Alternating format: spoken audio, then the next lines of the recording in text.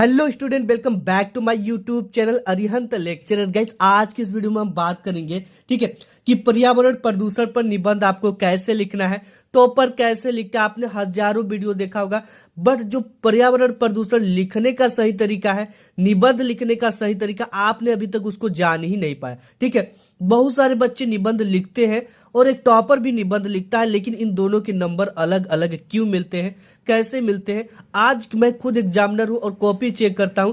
मैं आपको बताऊंगा कि टॉपर कैसे लिखते हो, लिखने का जो सही मेथड, सही तरीका है वो क्या है। तो हम देखेंगे यहाँ पे पॉल्यूशन, ये पर्यावरण प्रदूषण पर निबंध कैसे लिखे, टॉपर कैसे लिखते हैं। ऐसे लिखने पर टीचर आपको पूरे नंबर खुशी खुशी से देंगे, एक भी आपको नंबर नहीं कटेगा। ठीक है, और ये जो पर्यावरण प्रदूषण, ये वेरी वेरी इंपॉर्टेंट है, हर साल एग्जाम में पूछ ही लेता है। ठीक है, अब देखो, एक ही निबंध को दो छात्र लिखते हैं, एक टॉपर स्टूडेंट लिखता है, 7 मार्क्स का है तो उसे 7 में 7 पूरा का पूरा नंबर मिल जाता है। वहीं पर एक नॉर्मल स्टूडेंट की बात करें, ये भी अपने बोर्ड एग्जाम में निबंध लिखता है, बट इसको निबंध लिखने का नहीं सही तरीका पता होता है, जो कि 7 में केवल इसका कितना मार्क्स, इस जो नॉर्मल स्टूडेंट होता है इसे 7 में 4 नंबर 3 नंबर ही लेकर आ पाता है। और ये कहता निबंध तो मैंने भी लिखा था, बट मुझे फुल मार्क्स नहीं मिले।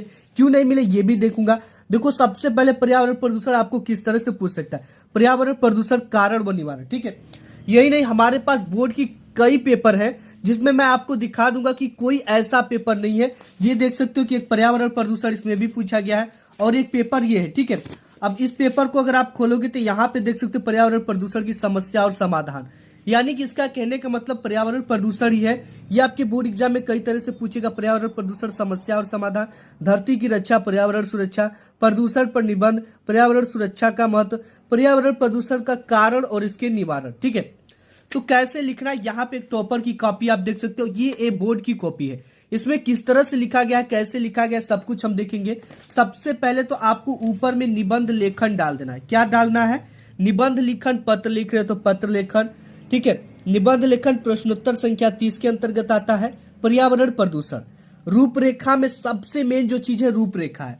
इसी चीज को एग्जामिनर देखकर समझ जाएगा कि आपने इस प्रदूषण को बहुत अच्छी तरीके से और हर एक टॉपिक को लेते हुए कवर किया हुआ है।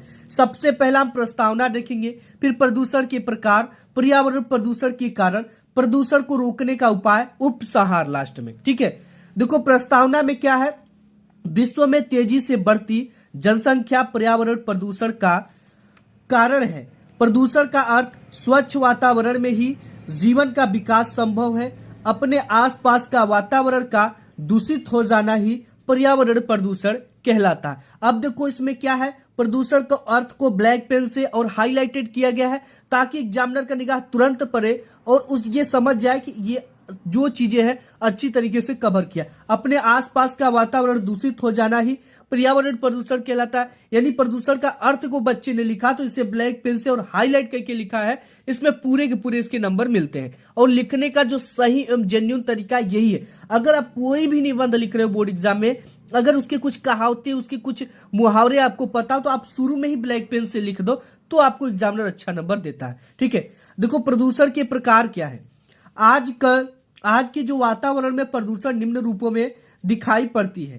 पहला वायु प्रदूषण, दूसरा जल प्रदूषण, तीसरा ध्वनि प्रदूषण और चौथा रासायनिक प्रदूषण। ठीक है, एक एक चीजों के बारे में हम जानेंगे। सबसे पहला आपका था वायु प्रदूषण। ठीक है, तो वायु प्रदूषण में विशेष प्रकार की गैसें अपने विशेष अनुपात में उपस्थित हैं। जीवधारी अपने क्रिया में ऑक्सीजन व कार्बन डाइऑक्साइड का उपयोग करते हैं। मानव अपनी आवश्यकता के कारण वायु को प्रदूषित कर रहा है। वायु प्रदूषण का मुख्य कारण उद्योगों और वाहनों से निकलने वाला धुआं है। ठीक है, इसके बाद जल प्रदूषण है। जल का हमारे जीवन में सबसे महत्वपूर्ण योगदान है। जल ही जीवन है। देखो, यहाँ से ब्लैक पेन से लिखा है, वाटर इज लाइफ भी आप इंग्लिश में भी चाहो तो लिख सकते हो। ठीक है, ये हाईलाइटेड चीजें, इससे टीचर प्रसन्न होते हैं। जल ही जीवन है। जल में कुछ तत्व जैसे खनिज, लवण, कार्बनिक, अकार्बनिक गैसें आदि का अधिक मात्रा हो जाने के कारण जल प्रदूषित हो जाती है। कल कारखाने और घरों के नालों से निकलने वाले गंदे पानी व कचरे कई बार नदियों और अन्य जल स्रोतों से मिल जाता है, जिससे जल प्रदूषित हो जाता है। जल प्रदूषण के कारण अनेक बीमारियां पैदा होती हैं। दूषित जल से होने वाला सबसे खतरनाक बीमारी हैजा है। इसके अलावा दस्त, पेचिस, टाइफाइड, बुखार आदि जल प्रदूषण से हो सकते हैं। नेक्स्ट देखते हैं, नेक्स्ट हमारा है ध्वनि प्रदूषण। ठीक है, ध्वनि प्रदूषण में क्या है? ध्वनि प्रदूषण आज की एक नई समस्या है। इसे वैज्ञानिक प्रगति ने पैदा किया है, जैसे ट्रेन, मोटर कार, कारखाने, मशीनें, लाउडस्पीकर, ट्रैक्टर, जेट विमान आदि के तीव्र ध्वनि के कारण ध्वनि संतुलन बिगड़ जाता है, जिससे ध्वनि प्रदूषण बढ़ जाता है, जिसका प्रभाव लोगों के मानसिक संतुलन पर पड़ता है, जिससे मनुष्य अत्यधिक चिड़चिड़ापन व बहरापन हो जाता है। ठीक है, देखो ध्वनि प्रदूषण को भी वैज्ञानिक प्रगति ने पैदा किया है। आज के लोगों को जरूरतों को देखते हुए, जनसंख्या वृद्धि को देखते हुए लोगों को पेट पालने के लिए तरह तरह की मशीनें लाना, लाउड स्पीकर लाना लोगों के मनोरंजन के लिए, ठीक है, और अलग अलग तरह के उपकरण को बनाने के लिए आज हमारी जो ध्वनि है उससे प्रदूषित हो रही। ठीक है, यानी कि आपको आवश्यकता से अधिक वो जो मशीनें हैं वो आवाज करती है, जिससे आपके सुनने की शक्ति कम, चिड़चिड़ापन हो जा रहा है। ठीक है, और एक रासायनिक प्रदूषण है। आज के आधुनिक खेती से रासायनिक प्रदूषण तेजी से बढ़ रहा है। अत्यधिक जनसंख्या वृद्धि के कारण उपज में वृद्धि के लिए दवाइयां व कीटनाशकों का उपयोग किया जा रहा है। ठीक है, आजकल की जो खेती है,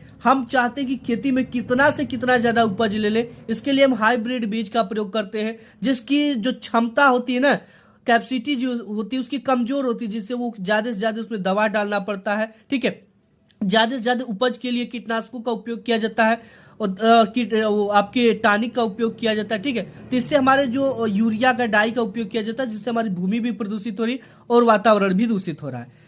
प्रदूषण का कारण देखो क्या है। प्रदूषण, पर्यावरण प्रदूषण का सबसे बड़ा कारण विश्व में तेजी से जनसंख्या वृद्धि है, क्योंकि जनसंख्या के लिए ही सब कुछ हम कर रहे हैं। विश्व की जनसंख्या आज सुरसा की भांति विकराल रूप धारण की है। ठीक है, नेक्स्ट देखते हैं। दूसरा कारण है वो विज्ञान है। ठीक है, मानव पर भी इसका बैड इफेक्ट यानी बुरा प्रभाव पड़ रहा है।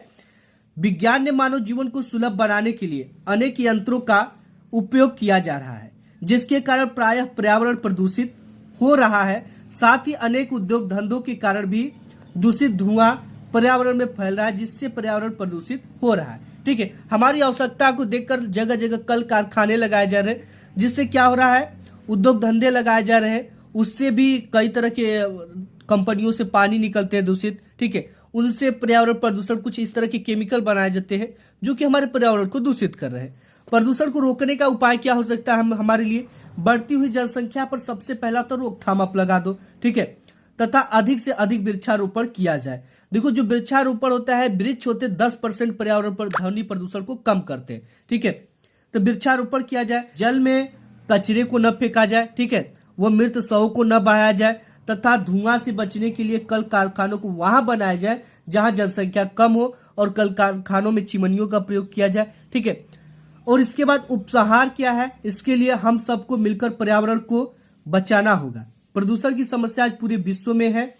इसके लिए शासन व सरकार को भी पूर्ण रूप से इस पे ध्यान देना चाहिए और पर्यावरण को बचाने के लिए उचित कार्य करना चाहिए। इस तरह से आपको लिखना है। देखो, ये उपसंहार, प्रस्तावना और उपसंहार, ये हेडिंग सभी निबंध में होंगे। ठीक है, इस तरह से लिख कर आओगे तो आपके एक भी नंबर नहीं कटेंगे। आज की इस वीडियो में बस इतना।